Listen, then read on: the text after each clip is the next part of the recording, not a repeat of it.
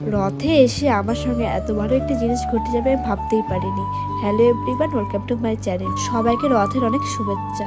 তবে চলেও গেলাম শক্তিগড় রথে।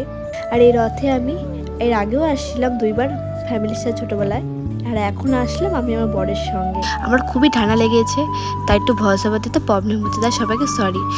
তো চলেও আসলাম মঠে, শক্তিগড় মঠে। তারপর ঠাকুর এখানে দর্শন করে নিলাম, খুবই ভিড় হয়েছিল। ঠাকুরের প্রসাদ কিনে নিলাম, কলা আর চিনি ঠাকুরকে দিয়েও দিলাম।